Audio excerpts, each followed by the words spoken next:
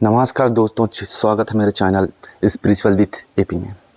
आज हम फिर से जो है कि एक महत्वपूर्ण मुद्दे पे यहाँ पर जो है पहुँचे हैं। किसी ने कमेंट किया है कि सर नवरात्रि आ गई है और जैसे कि स्पष्ट है कि कल अष्टमी होना है और दुर्गाष्टमी में यह प्रथा है कई जगहों पर कि जो है कि किसी न किसी जीव की बलि चढ़ानी है और दुर्गा मैया को खुश करना है। दोस्तों, तो सवाल यह है कि सर ये ज़रूरी है क्या?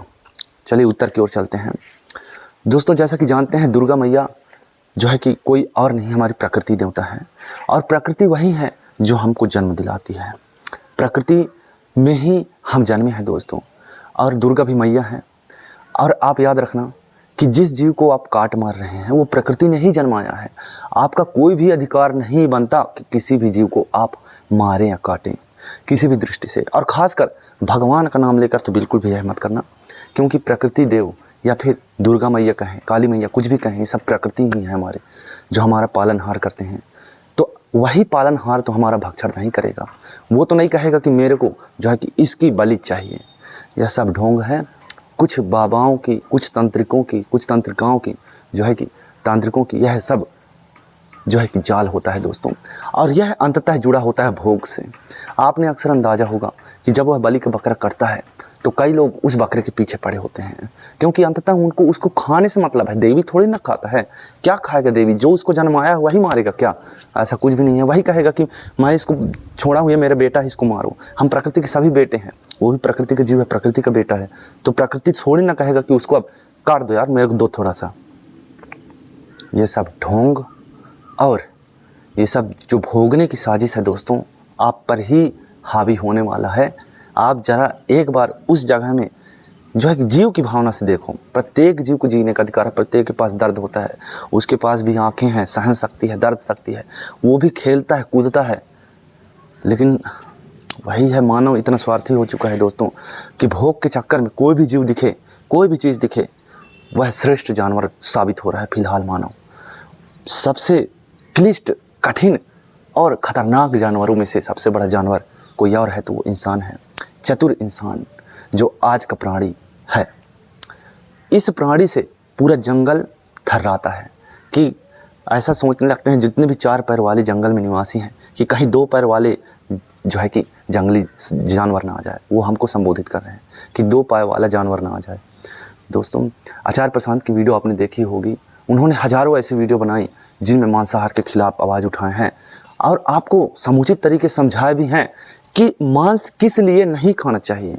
इससे ऐसा नहीं है कि आपका भोग बस कंप्लीट होता है, इससे प्रकृति का कम से कम प्रत्येक अंश क्षति पहुंचता है।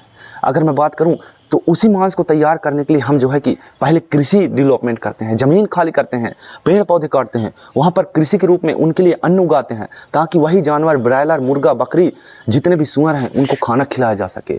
फिर जब वह तैयार होता है तो उसको काट कर हम खाते हैं।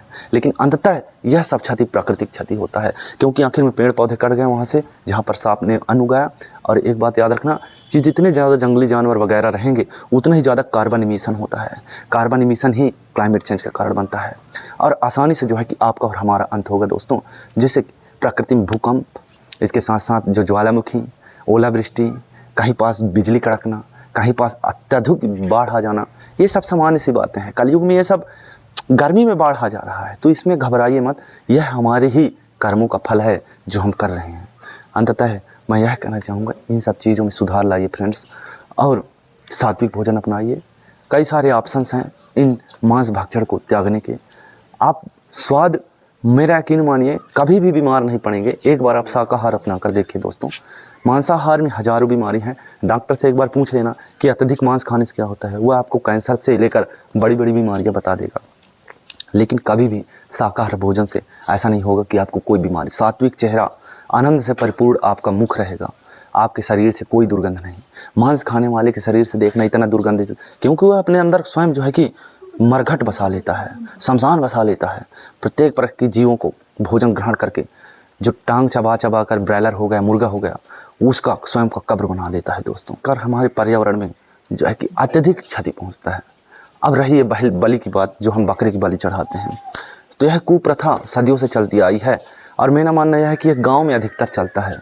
तो मैं जितने भी मेरे श्रोता दर्शक होंगे, मैं विनती करता हूं कि कम से कम उस जीव के खातिर उसको काटना बंद करिए फ्रेंड्स। वो भी जीव है, वो भी चलना फिरना चाहता है। आप थोड़े से पैसे के लिए उसकी जान को जो है कि आहुति दे देते हैं। सोचिए उसकी जगह आपको प्रकृति कुछ ऐसे ट्रैप में फंसा देती है, ऐसे जाल में आप फंस जाते हैं कि आपकी माँ बहन ऐसे ही बाली का बकरा बन जाए तो आपको कैसा लगेगा। वो भी किसी की जो है कि कुछ होगा, उसका भी कुछ रिलेशन होगा, वो भी अपने समुदाय में खेल कूद रहा होगा जिसको आपने काटने के लिए तैयार किया है, और खुशी खुशी उसके मांस चबाने लगते हैं। दोस्तों यह बहुत ही दुखद है, लेकिन अभी भी यह रीति रिवाज चल रहा है। साथ ही गायों का कटना, कई मुसलमानी इस्लामिक देशों में जो है कि गाय को और किसी भी जानवर को मेरा मानना है कि नहीं छोड़ रहे हैं। यह सब चीज़ त्याग दो, नहीं तो भारी भारी प्रलय आने वाला है। और यह कोई कृष्ण भगवान नहीं जाने, कृष्ण तो तुम स्वयं हो, लेकिन बदलाव लाओ तब कृष्ण हो, नहीं लाए तो प्रकृति जो है कि कृष्ण बनकर यहाँ महाभारत चलवा देगा। बाढ़ से लेकर जितनी भी समस्या अपने जीवन में नहीं देखा होगा, कोरोना वायरस तो देख लिया, इसके बाद बाढ़ भी देख लिए, अब पता नहीं क्या क्या होता है। तो कृपया करके भोग की दृष्टि को बंद करो और अपने अंदर शाकाहार का प्रवेश करो, सात्विक भोजन में प्रवेश करो, क्योंकि अधिकतर जो है ज़मीन और जंगल खाली किए जा रहे हैं, खाली उस मांस को पालने बढ़ने के लिए। जी हाँ फ्रेंड्स, तब तक के लिए इतना ही।